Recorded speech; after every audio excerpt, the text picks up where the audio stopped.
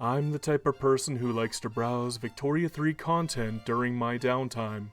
You'd think I'd get sick of being completely immersed in Victoria 3 after finishing up my own videos, but you'd actually be pretty wrong. I consume copious amounts of other videos, forums, Discord commentary. Now, I rarely do actually comment, but believe me, I am always lurking.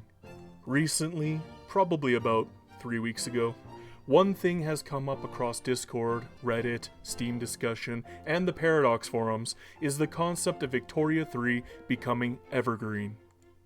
The very concept of Evergreen might come off as strange to people who have never heard the term before, probably drawing up images of coniferous trees in the heartlands of the Canadian Shield, or maybe in Russia.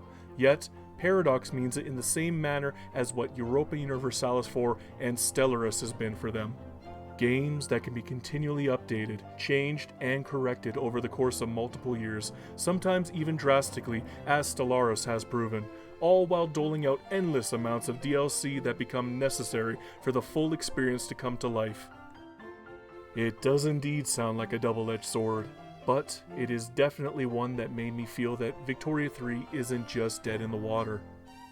Yet, considering that Paradox's announcement for turning Victoria 3 into an Evergreen franchise came during the same time as their Q1 earnings calls, many people discount the very concept as just lip service to shareholders intent on keeping people from panicking and selling off the stock.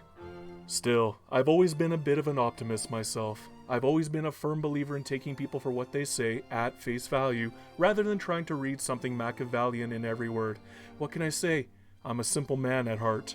That's why I've been thinking deeply about the very possibility that Victoria 3 could be facing some extreme changes over the next year or so. Having personally gone through the dev diaries closely, it's starting to become apparent to me that they're gearing up towards drastic changes, probably on par with the massive changes forced onto Stellaris throughout the years. I'm sure they've learned their lessons throughout the creation of Europa Universalis 5, lessons that were amalgamated through the failures of Imperator Rome and Victoria 3. It seems to highlight that they actually do have the capacity to put together something phenomenal, and the constant chatter on the developer side makes me think that there's a bit of a gem hidden underneath the rough exterior of Victoria 3. I think it's because Victoria 3 seems to hit a note with specific people who can't find a large amount of enjoyment in Europa Universalis due to how long the games tend to drag on. I've noticed the player base tends to be much more middle-aged than the traditional gamer archetype, generally people who are working full-time, which makes me think that Victoria 3 harbors that grand strategy feel, except it can be completed within 10 hours rather than 10 days. That might explain the major overlap between Hearts of Iron 4 and Victoria 3's players in multiplayer. Maybe that's why Paradox is taking a notice of us as a community now. We're the perfect demographic for their type of games. Diehards who will stick with the game in spite of its serious imperfections, likely to suffer through horrid DLCs in the future, yet will still persist. It's just in our DNA. At the same time, I do hope this doesn't mean we're just ripe for extraction.